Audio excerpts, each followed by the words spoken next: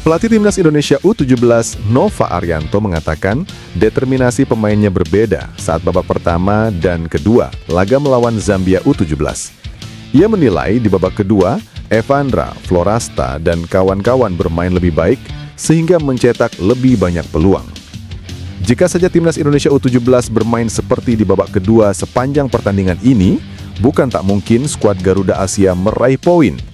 Timnas Indonesia U17 kalah 1-3 dari Zambia U17 dalam laga yang digelar di lapangan 7 Aspire Zone, Doha, Qatar, Selasa 4 November 2025 malam. Skuad Garuda Asia sejatinya berhasil unggul lebih dulu lewat gol Zahabi Goli pada menit ke-12. Sayangnya, tim besutan Nova Arianto itu kehilangan fokus. Sebab Zambia U17 berhasil membalas 3 gol beruntun hanya dalam kurun waktu 7 menit saja. Bagi Nova Arianto, kekalahan ini memberikan pelajaran penting kepada anak asuhnya. Menurutnya, dalam pertandingan dengan level seperti ini, pemain tidak boleh bermain takut.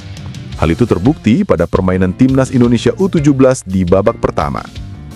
Selanjutnya, Timnas Indonesia U17 akan menantang Timnas Brazil U17 di matchday kedua Grup H pada Jumat 7 November 2025 pukul 22.45 WIB.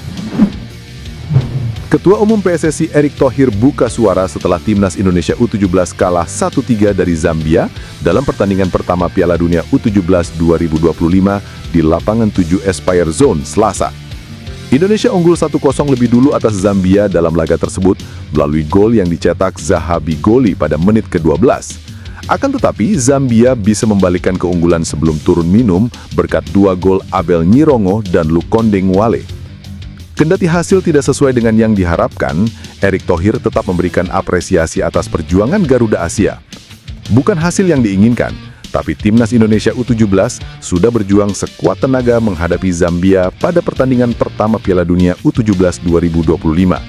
Sempat unggul lebih dulu, Timnas U17 harus takluk dari Zambia dengan skor akhir 3-1, kata Erick Thohir dalam unggahan di Instagram. Erick yang juga menjabat sebagai Menteri Pemuda dan Olahraga ini berharap tim asuhan Nova Arianto bisa bangkit untuk 2 laga berikutnya. Selanjutnya, Timnas U17 akan menghadapi tim kuat Brazil pada Jumat dan pertandingan terakhir melawan Honduras Selasa. Setelah kehilangan poin pada matchday pertama Piala Dunia U17 2025, Timnas U17 kini menempati peringkat ketiga dalam klasemen Grup H Piala Dunia U17 2025 di bawah Brazil dan Zambia. Pelatih Timnas Indonesia U17 Nova Arianto menekankan pentingnya kesiapan mental para pemain untuk di Piala Dunia U17 2025 Qatar pada 3-27 November 2025. Timnas Indonesia U17 berada di Grup H Piala Dunia U17 2025 bersama Brazil, Honduras, dan Zambia. Nova menyebut bahwa mental menjadi aspek penting yang harus dibenahi sebelum Timnas Indonesia U17 menghadapi lawan-lawan kuat di Piala Dunia U17 2025. Menurutnya, meski kualitas individu para pemain Timnas Indonesia U17 tidak kalah, faktor kepercayaan diri dapat menentukan hasil di lapangan. Arsitek tim berusia 45 tahun itu menjelaskan bahwa para pemain Timnas Indonesia U17 sudah mendapat pengalaman penting selama uji coba internasional. Nova menyebut latih tanding dengan Paraguay, Pantai Gading, dan Panama, yang ketiganya merupakan Timnas U17, menjadi pembelajaran berharga bagi Timnas Indonesia U17. Nova mengungkapkan bahwa fisik bukanlah alasan untuk menyerah. Dia meminta para pemain Timnas Indonesia U17 tetap memiliki kepercayaan diri dan keberanian bersaing di Piala Dunia U17 2025. Tapi saya bilang ke pemain, ya bagaimana kita mempunyai mental yang kuat agar kita bisa bersaing.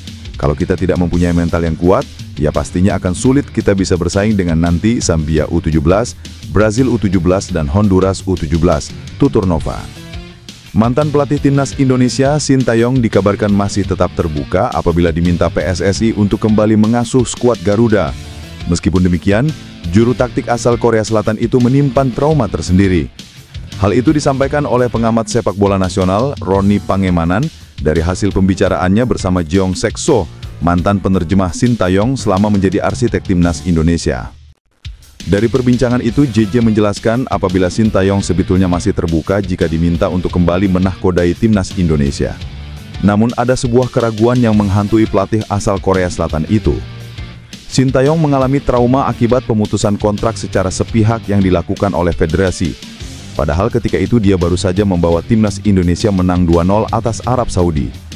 Akan tetapi karena merasakan cinta dan kasih sayang dari fans dan pendukung timnas Indonesia, ex-pelatih timnas Korea Selatan di Piala Dunia 2018 itu tetap membuka diri untuk kembali menangani skuad Garuda. Meskipun demikian, keputusan untuk memboyong kembali STY ke timnas Indonesia memang berada di tangan Exco PSSI. Mereka yang memegang kewenangan untuk mengambil kebijakan terkait tim nasional. Dari pengamatan Bung Ropan, PSSI tampaknya lebih memilih untuk menunjuk pelatih baru. Mereka ingin memastikan juru taktik anyar ini bisa bertugas secara jangka panjang untuk menangani skuad Merah Putih. PSSI ingin sesuatu yang benar-benar baru untuk menangani timnas Indonesia, karena ini prosesnya jangka panjang. Mereka tidak ingin terulang kembali seperti kasus Patrick Kluivert. Ucap Bung Ropan. Shin Tae-yong panggil Pascal Struijk yang diizinkan membela timnas Indonesia. Medio September 2024, petinggi media asal Belanda, Denny van Laar membuat pernyataan mengejutkan. Di channel YouTube medianya Football Primer, Denny van Laar mengatakan bek Leeds United tersebut diizinkan membela timnas Indonesia. Hanya saja tidak diketahui secara pasti apa arti diizinkan yang dimaksud di sini. Dalam obrolan yang sama, Denny van Laar mengatakan Kevin Dix dan Ollie Romani dalam proses menjadi warga negara Indonesia. Benar saja, sebulan berselang, Kevin Dix dan Ollie Romani resmi menjadi WNI. Karena itu apa yang disampaikan Denny van Laar tentang Pascal Struijk bisa jadi sebuah kode bahwa PSSI sudah melakukan pendekatan kepada bek yang memiliki harga pasar 15 juta euro atau sekira 252,7 miliar rupiah tersebut. Berharap Pascal Struijk mengambil sumpah WNI bulan ini peluangnya kecil. Jika bersedia menjadi WNI, Pascal Struijk kemungkinan baru akan diperkenalkan kepada publik Indonesia pada Maret. Gelaran Piala Dunia U17 2025 yang akan berlangsung di Qatar pada 3–27 November menjadi ajang ideal bagi para talenta muda untuk unjuk kemampuan dan mengambil langkah besar berikutnya dalam karir mereka, termasuk dari kawasan Asia. Gelombang baru bintang-bintang muda Asia kini bersiap menarik perhatian dunia. Turnamen ini bukan sekadar arena pembuktian bagi generasi pesepak bola masa depan, tetapi juga panggung bagi para pemain muda Asia untuk memperlihatkan potensi luar biasa dan kualitas teknis yang mengesankan. FIFA pun menyoroti sejumlah nama yang berpotensi menjadi kisah besar berikutnya dari Asia, meneruskan warisan generasi emas yang dulu pernah menginspirasi dunia sepak bola. Salah satunya adalah penyerang timnas U17 Indonesia, Fadly Alberto. Performa impresif Fadly Alberto bersama timnas U17 Indonesia di Piala Asia U17 lalu menjadi salah satu penilaian penting bahwa dia akan bersinar di masa depan. Pemain muda Bhayangkara FC itu tampil sebagai sosok penting dalam dua kemenangan bersejarah Garuda Muda atas Korea Selatan dan Yaman. Hasil yang memastikan langkah Indonesia ke Piala Dunia U17 2025, tulis FIFA. Seperti diketahui, timnas U17 Indonesia akan memulai perjalanan mereka di grup H Piala Dunia U17 2025 pada Selasa. Pada laga tersebut, mereka akan menghadapi Zambia di lapangan 7, Aspire Zone, Doha, Qatar, kick-off pukul 22.45 WIB. Selain melawan Zambia, tim Garuda Muda juga akan menghadapi Brazil dan Honduras. Nama Shin Tae-yong kembali menggema di ruang publik sepak bola Indonesia.